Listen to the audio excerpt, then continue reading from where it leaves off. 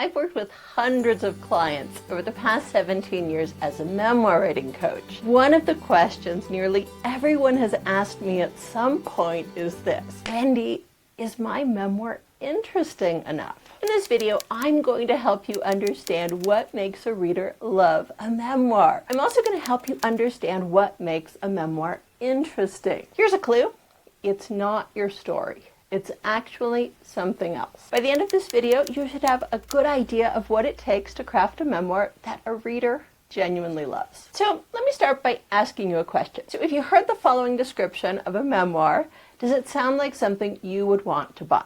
A girl grows up in a small town in southeast Texas where people are plagued by mental health issues and alcoholism. Does that sound like a fascinating book? Are you dying to read it now? Probably not. However, what I just read to you is the premise for The Liar's Club, one of the most successful memoirs of all time. How about this one? A boy grows up poor in Ireland. Meh, sounds okay, right? Nothing you're dying to pick up? Well, that is the premise of the massive bestseller, Angela's Ashes. Then there are memoirs that are so successful they get made into movies. How about this as the premise for a memoir? I adopt a Labrador Retriever. What I've found is that memoir writers are far too worried about their story being boring. But it's not the story that makes a reader love a book. What you should be worried about is this: are my scenes boring? That is actually a much bigger problem. So I'm going to explain this issue better in just a minute. But before I do that, I want to help you understand the difference between stories and scenes. So the first thing you should know is that a scene takes place at a specific location and time. Once you've changed locations or time periods, it is a different scene. So one day at the park indicates the beginning of a scene. You have a single time period and location. If you start out with that Thursday at the mall, you have a different scene. You have a different time period and location. If you say 2 hours later at the mall, you also have a different scene. You have the same location as the previous scene, but it's a different time period, so your reader knows that you have started a different scene. Okay, so that's what a scene is. What is a story? Well, multiple scenes pasted together create a story. So think of your story as a piece of chocolate. Delicious chocolate. The ingredients it takes to create this piece of chocolate are your scenes. Scenes are your ingredients. Story is your piece of chocolate. So your scenes are the cocoa powder and the butter and the sugar and the strawberries that it takes to create this story. Now, usually each chapter of your book tells a single story. One chapter equals one story or multiple scenes. They're all the same thing. So, multiple pieces of chocolate, the Whitman sampler, equals the entirety of your book, the bigger story that you are trying to tell. So you have these individual pieces of chocolate, your chapters, that are contributing to the overall story, which is the entire box of chocolates. My mom always said life was like a box of chocolates. Your entire memoir is the box, your stories are individual pieces of chocolate, and your scenes are the ingredients that go into creating each individual piece of chocolate, each individual story. So what does any of this have to do with writing an interesting memoir? Hold your horses, Kimosabi. I'm getting there. So, a lot of the clients I work with think what they need to do is reinvent chocolate. Or they need to come up with this fancy box of chocolates that no one has ever heard of before. But it's chocolate. People are going to buy chocolate as long as it tastes good.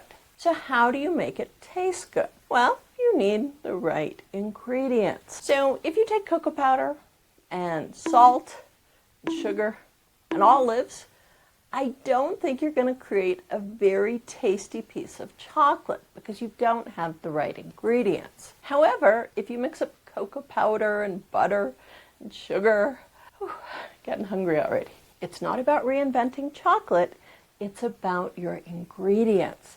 And your ingredients are your scenes. Is this starting to make sense? It takes scenes to create a story. Scenes are your ingredients. So focus on your ingredients. Focus on your scenes. So your box of chocolate is going to be boring on the outside. It might be something like growing up in a small Texas town, but that doesn't matter. If your chocolate is delicious, your memoir is going to be a success. And the way to creating a delicious piece of chocolate is with the right ingredients. It's with your scenes. Writers are so worried about inventing some new box of chocolate that they forget about what is important, and that is making sure that their chocolate tastes good. So I'm going to give you a concrete example of this in just a second. Before I do, I wanted to tell you about a few different ways that you can get lots more free information from me when it comes to writing a memoir. You'll find a link to how to buy my book, The Memoir Engineering System, in the description of this video. There you'll also get information about my mastermind, which is your chance to meet me live. Or just get your free 7-part class called 7 Steps to Structure. You'll find all of this information in the link in the description, or you can scan the QR code on your screen. Okay, so let's go back to the idea of using scenes to tell a story. So let's say you're writing a memoir about cycling across the United States. That is your box. That is what your memoir is about. So now each chapter is going to tell a smaller story within the story of cycling across the United States. So each chapter is going to have its own story. So you might have a chapter on cycling through Alabama. You might have another chapter on cycling through the Midwest. You might have another chapter on cycling during the winter. Okay, you're obviously going to have more than 3 chapters in your book, but I'm just going to use 3 for the sake of example. So let's talk about how to actually construct a story and make sure that that story is good. In short, let's talk about how to make that chocolate delicious. Okay, so the story we're going to tell is cycling during the winter. So let's say we're getting toward the end of your book, you've been cycling all year long, and suddenly it starts to snow. In this chapter, you're going to tell the story of a new challenge you have to deal with, cycling during the cold. So, how are you going to tell this story? Well, by now you should know that you need ingredients to create your piece of chocolate, and your ingredients are your scenes. So after you have an idea of the story you want to tell, cycling during the winter, the next thing you need to do is think about the ingredients you're going to use for this piece of chocolate. You need to think about the scenes that you will use to tell the story. What I strongly suggest you do is to brainstorm and to come up with a list of potential scenes that you could use to tell the story. So I would jot down each potential scene in a single phrase. So your list of potential scenes might look something like this. I'm biking through Wisconsin when it snows for the first time. Freezing in the room at my bed and breakfast, I turn on the heat. That night I look out the window and marvel at how beautiful snow is. The next morning, I go to unpack and realize I've forgotten my coat. 2 hours later, I walk outside to 5 feet of snow. That afternoon, I read in a cafe, upset that I won't be able to cycle today. In the evening, I return to my B&B and help the owner shovel snow. That night, the owner and I drink brandy, and I tell him about losing my husband and how that led me on this bike ride across the country. 2 days later, I walk outside and the snow is melted. I literally jump for joy. Okay, so that's an idea of what some of your scene brainstorming might look like. Now, in all honesty, it would be great if you brainstorm even more, but for the sake of this video, I just gave you several examples. But there you have a list of potential ingredients. You have a list of potential scenes. So, remember that your task is to write an interesting memoir, and it's going to start happening right now.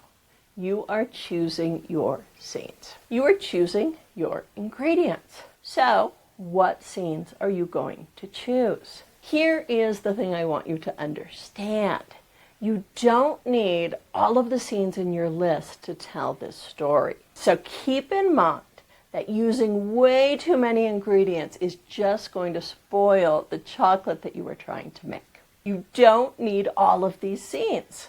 So, just pick your favorites. So when I tell my clients this, they think I'm trying to trick them. Wait, Wendy, all I have to do is pick my favorite scenes, and that is going to make my book interesting. And the answer is, you're most of the way there. Interesting scenes are the ingredients that you need to create an interesting story.